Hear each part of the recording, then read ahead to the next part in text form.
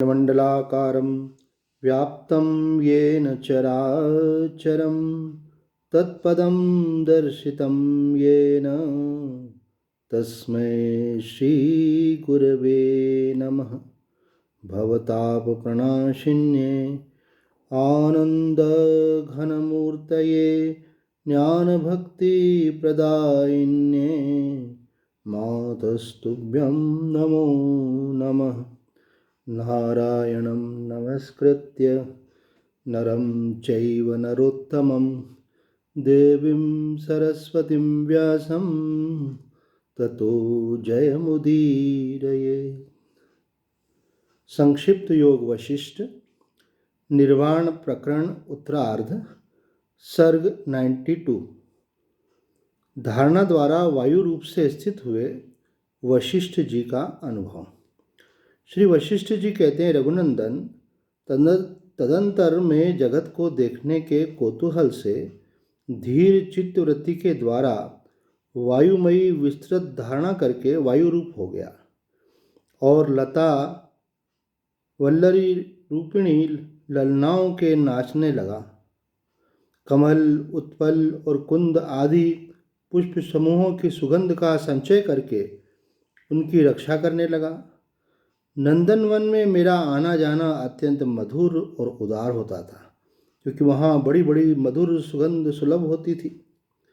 चंद्रमंडल में जो श्रेष्ठ अमृत है, उसका चिरकाल तक उपभोग करके पूर्ण रूप से घिरे हुए मेघों की घटा रूप शैया पर सोकर तथा कमल वनों को कंपित करके मैं प्राणियों के श्रम का निवारण करने लगा। आकाश रूपी पुष्प का मैं ही सौरभ था, अतएव उसके गुणभूत सभी शब्दों का मैं सहोदर भाई बन गया। प्राणियों के अंगों और उपांगों में प्रेरणा बनकर उनकी नाड़ी रूप नालियों में जल सा हो गया था।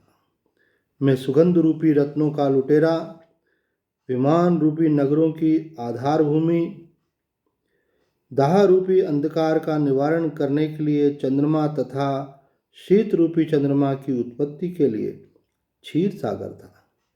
एक ही क्षण में मैं समस्त पर्वतों को उखाड़ कर फेंकने में समर्थ था। वायु रूप बनकर मैंने 6 प्रकार की क्रियाएं करते करते प्रलय पर्यंत कभी भी विश्राम नहीं लिया। मेरे वेच्छा कर्म इस प्रकार थे: हिम और घी आदि को जमा देना, उसका पिंड बनाना, कीचड़ आदि को सुखाना, मेघ आदि को धारण करना, तृण आदि में हलचल पैदा करना, सुगंध को इधर उधर ले जाना तथा ताप हर लेना। श्री राम इस प्रकार उस समय पृथ्वी आदि 5 भूतों का रूप धारण करके मैंने उस त्रिलोकी रूप कमल के उदर में भली भांति विहार किया। पृथ्वी, जल, वायु और तेज के समूह रूप वृक्षों के शरीर में निवास करते हुए मैंने मूल में जल के द्वारा पृथ्वी का रस पिया और उसके स्वाद का अनुभव किया।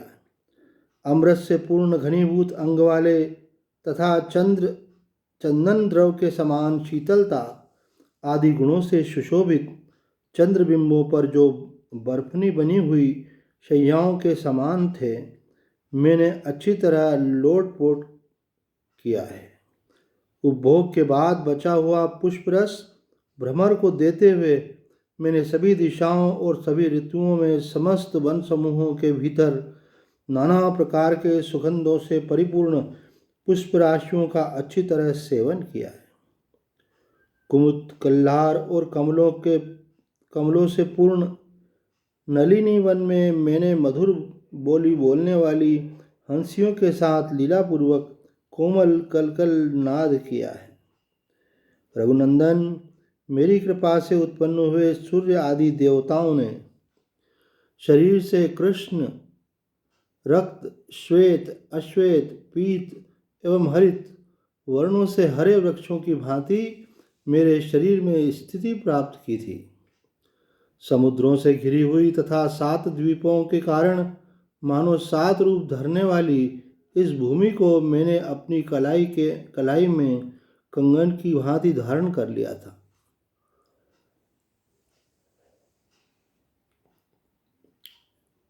श्री राम समस्त ब्रह्मांड रूप होने के कारण यद्यपि सारे पाताल मेरे चरण बन गए थे, मैं भूतल के उदर के रूप में धारण कर रहा था और आकाश मेरा मस्तक था, तथापि मैंने अपनी परम सूक्ष्म चिन्ह मात्र स्वरूपता को कभी त्याग नहीं किया था। इस प्रकार चिदाकाश रूप से स्थित हुए मैंने भूमि, जल, अग्नि और वायु का स्वरूप धारण किया। जैसे प्रसिद्ध चित शक्ति स्वयं ही स्वप्न में नगर आदि का रूप धारण करती है, उसी प्रकार मेरे द्वारा भूमि आदि का स्वरूप धारण माया शक्ति का विस्तार ही था। अब यहाँ एक बात हम देख रहे हैं कि वशिष्ठ जी वायु रूप से स्थित हुए, उन्होंने धारणा की और वायु रूप से। अब जो वायु का अनुभव है मानो वशिष्ठ जी अपने शब्दों में बता रहे हैं। तो यहाँ दो बातें ध्यान देने की योग्य हैं। एक तो ये कि ये सब अनुभूति होने पर भी उन्होंने ये स्पष्ट कह दिया, ये सब अनुभूति होने पर भी इस प्रकार चिदाकाश रूप से स्थित हुए, उन्होंने ये सब अनुभव किए, पर वो अपने चिन्ह मात्र स्वरूप का कभी भी त्याग नहीं किया।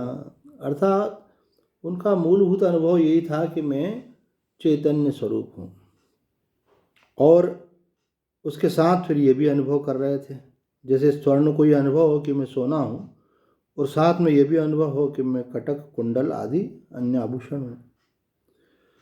दूसरी बात ये है कि क्या सभी ज्ञानी इस प्रकार का अनुभव कर सकते हैं? तो ऐसा कहा जाता है कि 3 स्थितियां हैं, व्यष्टि, समष्टि और निर्विशेष। व्यष्टि चेतना का अनुभव सर्वसाधारण सभी को होता है। समष्टि चेतना का अनुभव जब हमारी व्यष्टि चेतना का हम त्याग कर देते हैं, अर्थात मैं एक व्यक्ति हूँ, शरीर हूँ, जीव हूँ, इस भाव का त्याग कर देते हैं, तो चेतना वहाँ से मुक्त होकर फिर समष्टि से तादात्म्य करती। तो समष्टि चेतना में ये सब बातें आती हैं कि आपको ईश्वरता का अनुभव होता है, ईश्वरीय गुणों का अनुभव होता है, क्योंकि आप उनके एक रूप हो जाते हैं। साथ ही प्रकृति के अंदर जिस चीज़ की धारणा करते हैं वो सब आपको अनुभव होने लगता है, क्योंकि वह सब ईश्वर के अंतर्गत ही है, ईश्वर की माया के अंतर्गत ही है। और उस पर भी जब हम आसक्त नहीं होते, उससे प्रभावित नहीं होते, महत्व नहीं देते, तो उसके भी आगे की यात्रा होती है और हम निर्विशेष ब्रह्म स्वरूप का अनुभव करते हैं। निर्विशेष ब्रह्म का अनुभव करने के बाद ये अलग अलग ज्ञानवानों की अलग अलग रुचि, संस्कार और प्रेरणा रहती है। अगर किसी में ऐसा है कि वो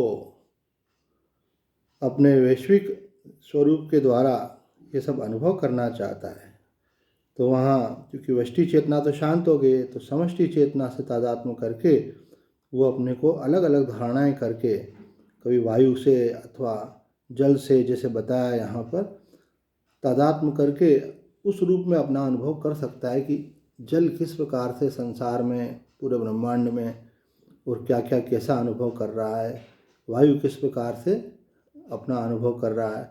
उस अनुभव को आप भी कर सकते हैं, क्योंकि आप ब्रह्म हैं और नीचे उतर के आए तो माया शक्ति से जुड़ करके फिर आप ईश्वर के साथ एक होकर के ईश्वर हैं, और उन्हीं के अंतर्गत सारी सृष्टि भी है। और अगर इस सबसे आप नीचे आ जाते हैं तो एक शरीर से तादात्म्य करके फिर आप एक अंतःकरण से तादात्म्य करके आप जीव और व्यक्ति बन जाते हैं। तो आज इतना ही। ओम पूर्णमदः पूर्णमिदं पूर्णात् पूर्णमुदच्यते पूर्णस्य पूर्णमादाय पूर्णमेवावशिष्यते। ओम शांति शांति शांति।